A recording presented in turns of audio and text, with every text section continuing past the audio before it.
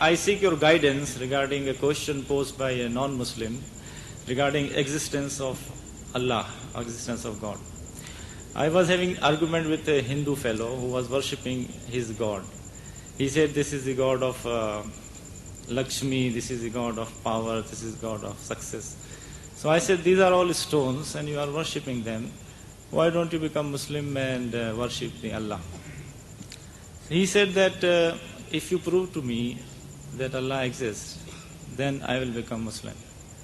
I told him that God has created you, God has created me, He has created the entire world, the mountains, the sky, the earth, the sun, the moon.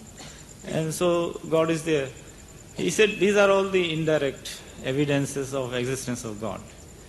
He said if you give me some direct evidence of existence of God, then I will become Muslim.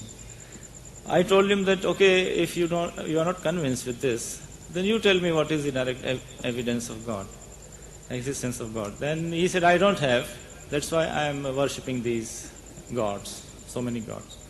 So I seek your guidance in this connection. What should I tell him now? You see, it depends upon the capacity of the individual.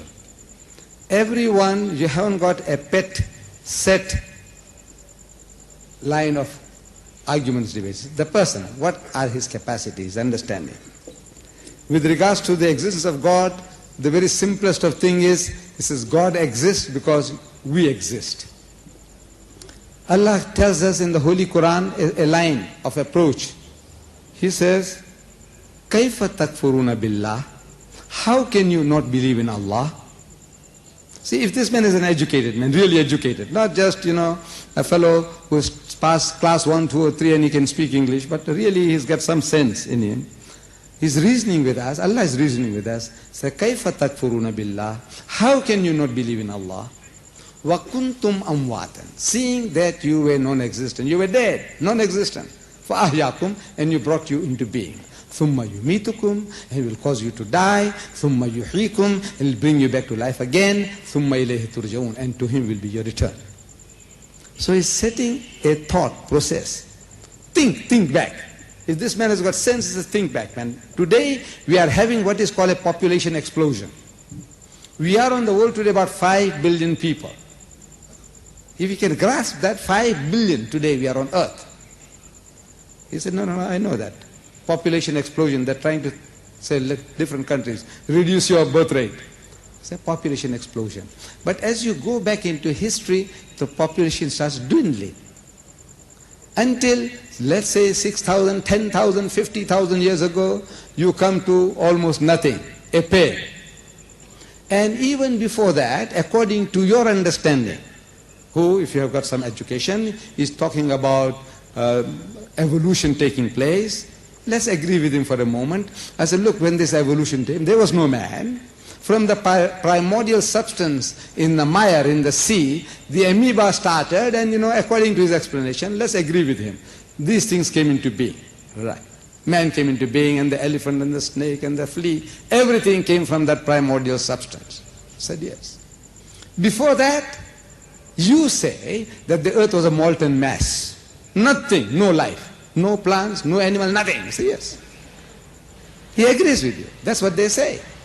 You're only using his knowledge, what he knows. If he knows, now you can talk to him. So look, there was nothing. Say, how did life come? Where did it come from? So he said, well, it just came like that. He said, what? You explain how it started. A group of amoeba, protoplasm, they thought for themselves that now we will collate and break up and collate and eventually will make ourselves into an elephant. Huh? Is that what they did? This another group said, I will make myself into a gorilla. Another one said, I'll make myself into a monkey. Another one said, I'll make myself into a chimpanzee. Another one said, I'll make myself into a donkey. Another one said, I'll make myself into a pig. Come on, tell me now. They thought out all these things. This amoeba, which got no brains, it had the brains, now created this man. He said, must have eyebrows. So look at your eyes, how it is protected. How many times you had blue eyes and your eye was not damaged because of this construction. Man, each and everything is a miracle. Man is a miracle. But we are so close to ourselves that we don't see it. Ask the doctor, the biologist, the physiologist, and man, you start speaking about the heart, the lungs, the kidneys, each and every, their fingernails. Your teeth. When you go to the dentist and you go and see the diagrams of the teeth what it consists of. Each and everything is a miracle. You thought it out? That amoeba thought it out? He said, yes. He said, look, you are the most superstitious guy on earth. Any little thing you see, you say somebody made it. This little pin, I have a pin here. This one has a big head. I don't know whether you can see it from there. I said, it came by itself. He said, no, the guy's mad. Somebody made it. A matchstick. I said, it came by itself. He said, no, somebody made it. Look, if somebody told you it just came by itself, you say, he's mad, he's a lunatic. Nothing can come by itself. Somebody made it. This most complex machine, it came by itself. It thought out for itself everything, what you're doing about yourself. Each and every little thing about him, in the eardrums, the balance, that I can keep on standing here, not fall down, I'm straight. All this, what is doing it? All this is come by accident. There is a creator. The only thing is in the concept. You see, he's worshipping men and monkeys, elephants and snakes, and he wants to justify that. See, it's the concept. Reason with him, but of course, as I said, now it depends upon his background and experience. I can't just give you a pat answer. Say, look, just tell him this, and he'll be satisfied. You got to find out from him, like suppose now I had a chance of meeting the fellow, and as soon as he starts opening his mouth, I said, what is this, man? So everybody, you have to deal with them individually, according to the background and experience. And there is a tape available, you might enjoy it, tape available from Hinduism to Islam. In other words, I'm explaining my people, ancestors were Hindus, and how we became Muslims, and from what to what. And it explains all this, most of this, what we are, this problem. Show him, he'll enjoy it, and inshallah you'll also enjoy it.